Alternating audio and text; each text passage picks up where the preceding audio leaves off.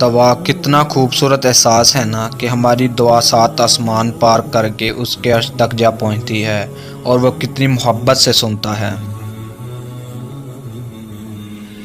صبر، سنو تم یہ جو صبر کرتے ہو نا یہ بڑا پسند ہے اللہ کو، بس اسی صبر کی رسی کو ٹوٹنے نہ دینا، یہ رسی تمہاری منزل تک کا راستہ ہے۔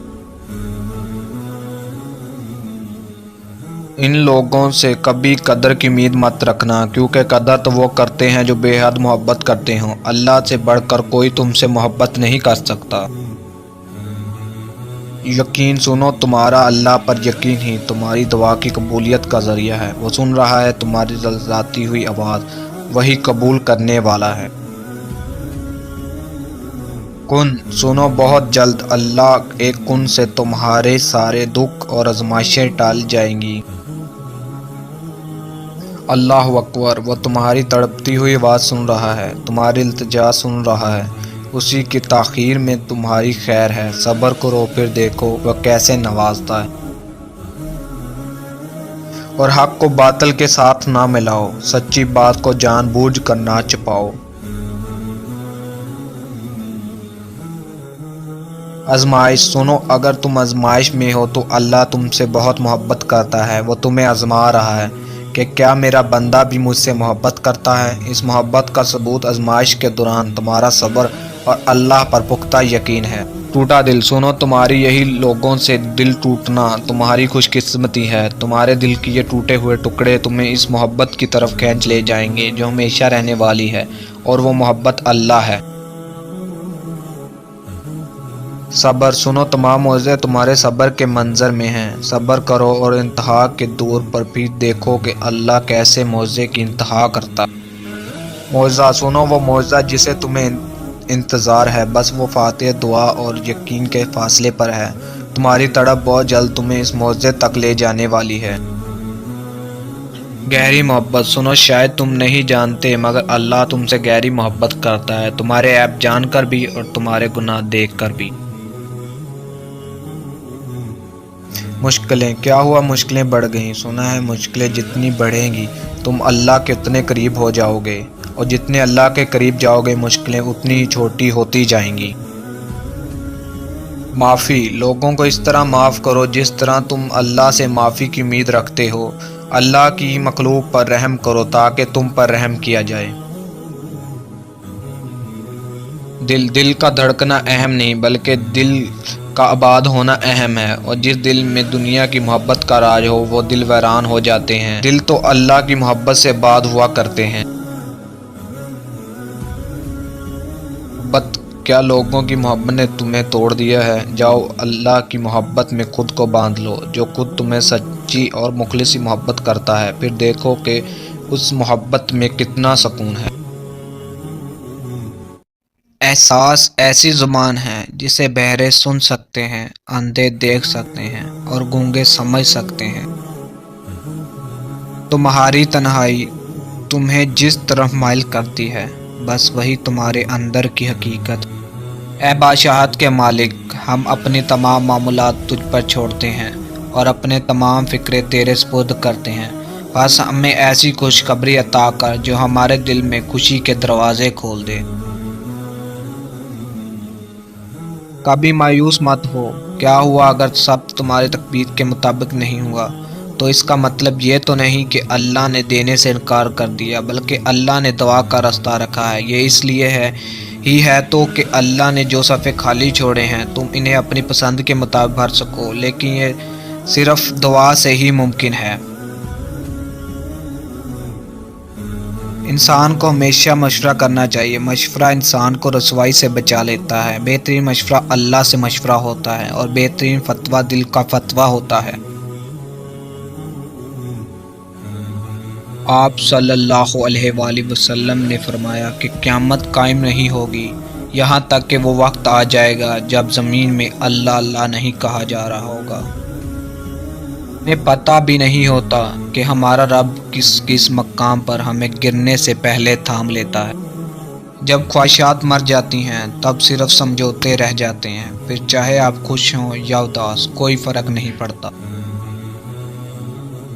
کچھ چیزوں کو، کچھ باتوں کو وقت اور اللہ پر چھوڑ کر مطمئن ہو جانا چاہیے۔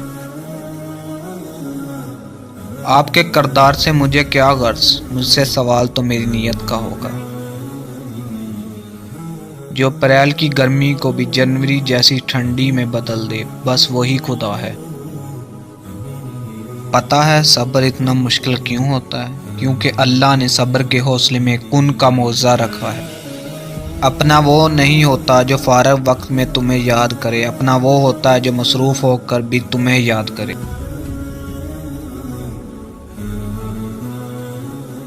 خاموش گفتگو اللہ سے دل کو کتنے الجھنیں دور کر دیتی ہے۔ جب انسان ایماندار ہو جائے تو ماضی کے گناہوں پر اسے کوئی نہیں پکڑ سکتا۔ اللہ ایسے انسان کا خود پردہ رکھتا ہے۔ اگر کوئی اکیلا ہے تو اس کا یہ مطلب نہیں کہ اسے کوئی پسند نہیں کرتا، بلکہ وہ اکیلا اس لیے ہے کہ اس نے دنیا کی اوقات جان لی ہے۔ آج ایک بابا جی نے کہا، بیٹا ہم اللہ کو تو مانتے ہیں پر اللہ کی ایک بھی نہیں مانتے۔ جھوٹ کبھی عزت نہیں پالتا، سچ کبھی ذلیل نہیں ہوتا۔ یا رب اس رمضان میں ہم سب کو پورے روزے رکھنے کی توفیق نصیب عطا فرما۔ اپنوں کی بے حسی پر پریشان نہ ہو، اس سے تو یقین اور پختہ ہوتا ہے کہ اللہ پاک کے سوا ہمارا کوئی نہیں۔ نصیب کا لکھا مل کر رہتا ہے، کب اور کہاں اور کیسے یہ صرف اللہ ہی جانتا ہے۔ علی فرماتے ہیں، کافر کے بعد سب سے بڑا گناہ کسی کی دل آزاری کرنا ہے۔ وہ لوگ اکثر بدل جاتے ہیں جنہیں حد سے زیادہ عزت اور وقت دیا جائے۔ قرآن کہتا ہے، دلوں کا حال تم سے بہتر تمہارا اللہ جانتا ہے۔ نصیحت کیجیے مگر شرمندگی نہ کیجیے، مقصد دستک دینا ہوتا ہے، دروازہ توڑنا نہیں۔ مجھ لوگوں کو پڑھنا نہیں آتا مگر ان پر اعتبار کر کے سبق ضرور مل جاتا ہے۔ کوئی سفر بھی لاحق حاصل نہیں ہوتا، منزل نہ بھی ملے تو راستہ بہت کچھ سکھا دیتا ہے۔ اگر آپ کی آنکھیں خوبصورت ہیں تو آپ کو دنیا اچھی لگے گی، لیکن اگر آپ کی زبان پیاری ہے تو آپ دنیا کو اچھے لگیں گے۔ ایک اندھا اگر دوسرے اندھے کو راستہ بتائے گا تو دونوں گڑھے میں گریں گے۔ ہم برے تھے، برے ہیں اور برے ہی رہیں گے۔ فکر تو وہ کریں جو بولتے کچھ ہیں، کرتے کچھ ہیں، دکھاتے کچھ ہیں اور ہوتے کچھ ہیں۔ بہترین انسان وہ ہے کہ جب اس کی تعریف کی جائے تو وہ شرمندہ ہو اور جب برائی کی جائے تو وہ خوش ہو۔ ناظرین، اگر ہمارے ویڈیو اچھی لگی ہو تو ہمارے چینل کو سبسکرائب کر دیں۔ ملتے ہیں اگلی ویڈیو کے لیے، تب تک کے لیے اللہ حافظ۔ مشکلات ہمیشہ بہتر لوگوں کے حصے میں آتی ہیں کیونکہ وہ اس کو بہتر طریقے سے انجام دینے کی صلاحیت رکھتے ہیں۔ ابی طالب علیہ السلام نے فرمایا، انسان کے جسم کا سب سے خوبصورت حصہ دل ہے، اگر یہی صاف نہ ہو تو چمکتا چہرہ کسی کام کا نہیں۔ امیر المومنین حضرت علی علیہ السلام نے فرمایا، اگر تمہیں جب وہ راضی ہوتا ہے تو ہر چیز کو وسیلہ بنا دیتا ہے۔ جو رب سے نہیں مانگتے وہ سب سے مانگتے ہیں، اپنے آپ کو رب سے مانگنے والا بنائیں۔ ہر انسان کے متعلق ظاہری صورت دکھا کر رائے قائم کر لینا۔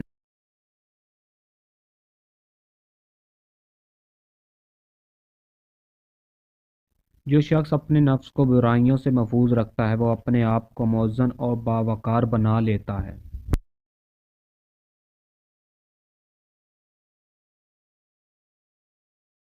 اپنے دل کو مضبوط بناؤ اور اللہ پر یقین کرو، وہ تمہاری ہر مشکل آسان کر دے گا۔ مرنا تو ایک دن سب کو ہے، لیکن میں جب مروں تو میرے لبوں پر ذکر محمد صلی اللہ علیہ وآلہ وسلم ہو۔ آمین۔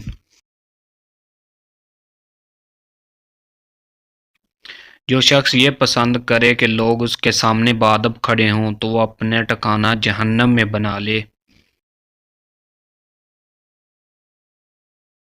انسان غرور کب کرتا ہے؟ جب وہ اپنی نظر چھوٹی کر لیتا ہے، یوں اس کی دنیا بھی چھوٹی ہو جاتی ہے اور اس سے چھوٹی سی دنیا میں اسے اپنا آپ بڑا نظر آنے لگتا ہے۔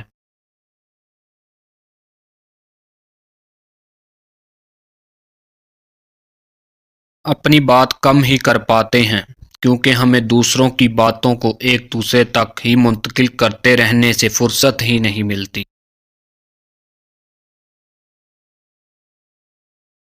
رسول اللہ صلی اللہ علیہ وآلہ وسلم نے فرمایا، تم وہ شخص ہو جو رکوع یا سجدے میں امام سے پہلے اپنا سر اٹھا لیتے ہیں، اس بات سے نہیں ڈرتے کہ اللہ پاک اس کا سر گدھوں کے سر کی طرح بنا دے یا اس کی صورت کو گدھے کی صورت بنا دے۔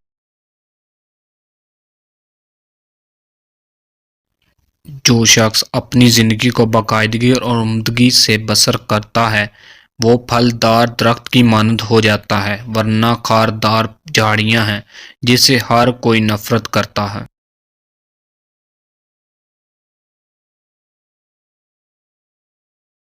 علم پھیلانا ایسا خزانہ ہے جس کے پھل کا ثواب آپ کو ملتا رہتا ہے۔ وہ گھر کی طرح ہوتے ہیں، وہ چاہے کتنا ہی دور کیوں نہ ہوں، دل ان کی روح میں سمٹ جانے کو بے چین رہتا ہے۔